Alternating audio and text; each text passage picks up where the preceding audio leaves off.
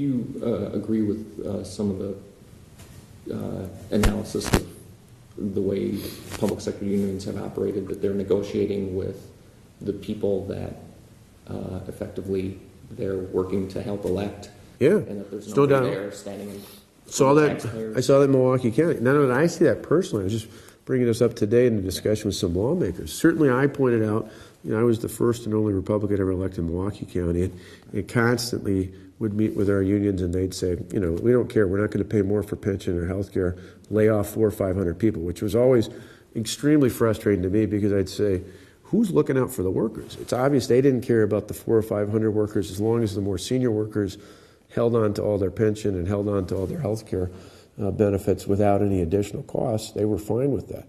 But to your question, though, what was interesting to me is even amongst members of my county board back then, the people who, out of 19, I think there were 5 on a good day that were allies.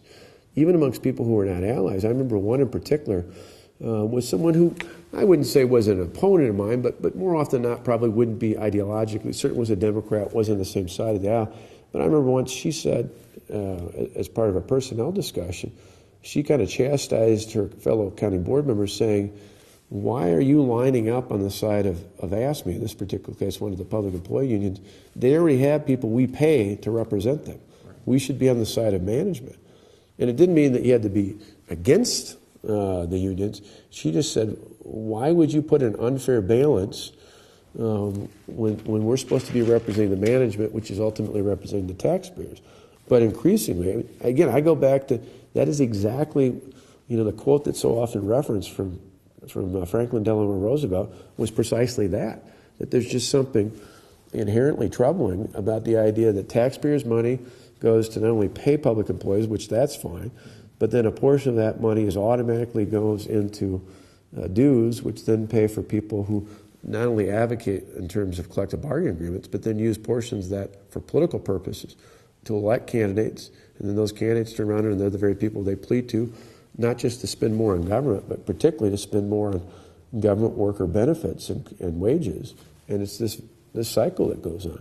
Until you get that under control, you're never going to get your budgets under control. Can you about 2 minutes? It's not just the protests here. People have strong passions, in the workplace, in their homes, on the ball fields. Some have argued that your proposal has divided the state. Do you think that's the case? Is it something that you're willing to recognize or acknowledge? Well, I don't think I've divided the state. I think if there's a division, it's between people who, not even amongst all public employees, because I hear from public employees, obviously a minority, but often, nearly every day, teachers, state workers, other workers who tell me they think we're doing the right thing. That more often than not, it's usually public employees who are one of the two spouses in a household works outside of government, where they see, because I had somebody the other day ask me on TV, well, what do you say to the guy who's got to now pay $200 more for health care? It's really not 200, but say the plan I have, which is the lowest cost family plan, we pay about $208 a month versus about $90 a month. So what do you say to the guy who's got to pay more for that? I say, go talk to my brother who works as a banquet manager and a part-time bartender, who he pays $800 a month for his health care and the little bit he can set aside for his 401k. Go talk to the factory worker who I met in La Crosse, who's paying 25% of his health insurance premiums. It's not to say that I'm saying it's going to be easy, but I think when people start to realize, talking to others outside of government, how much more people pay and how it's not viewed as being outrageous, they're just glad to have a job and be able to to pay to raise their family. I think that puts that in the right context. So I think part of the reason why things are as potentially as polarizing as they are right now isn't because of something I've introduced or even something I've said. It's been because of the millions of dollars that big government union bosses have brought in from Washington to try and portray this as an attack on a certain group of people in the state. If you look at all the stories written in your paper and all the interviews I've done, all the press conferences I've had, I would defy anybody to find a time when I've ever said anything ill about public employees. But I think the feeling of many if you talk to many government employees, they feel like they've been attacked. Why? Because their own union is telling them that. Their own union is running ads saying that. I think as time goes by, one of the things I believe the big money coming in from Washington probably will, some people will regret the way they've used it, is they've overplayed their hand to the point that as time goes by and people realize, you know what, the world didn't come to an end, that this was not as bad as we, I had somebody, not only a union member, I had somebody tell me he was in a court with a judge, and the judge in quarters told him he was going to have to pay $18,000 a year because of me. Well, it's just not possible. That's just not mathematically possible.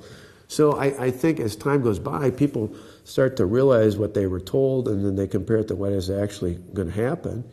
And when people across the state realize, you know, this was a much better way of balancing the budget and improving performance versus what other states are doing, I think time, and it's not just a hypothesis on my part, it's not just a projection.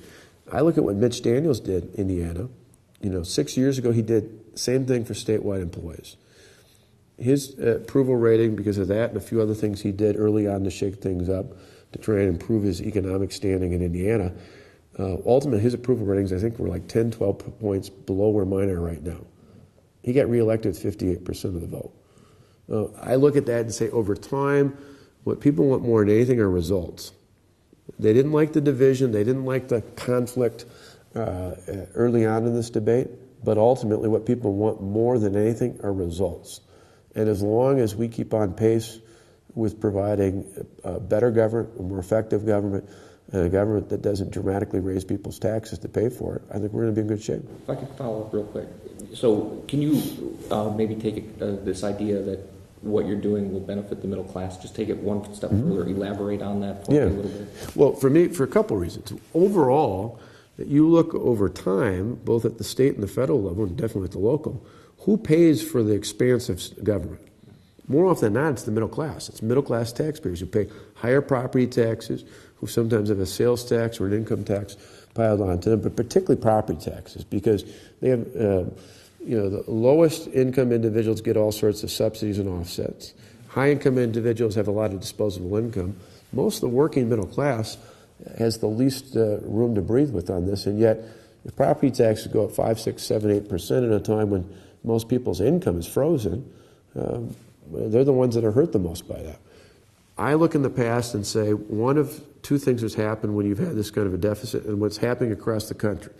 Other states, governors, Democrat and Republican alike, have cut aids and they've cut spending to local government. So what that does is it pushes it off the local level and two things happen.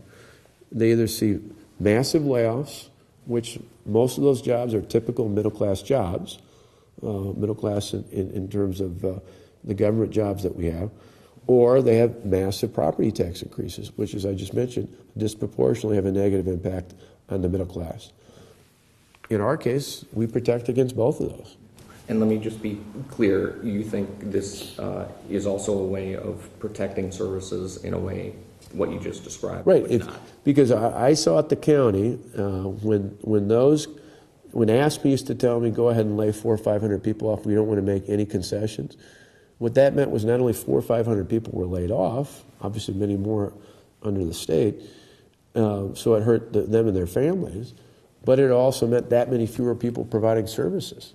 Here, if you can manage a budget without those massive layoffs, it keeps more people employed, which is good for the whole state, because I don't want anybody, to me massive layoffs hurt whether they're public or private, and it also means there's more bodies to do the work.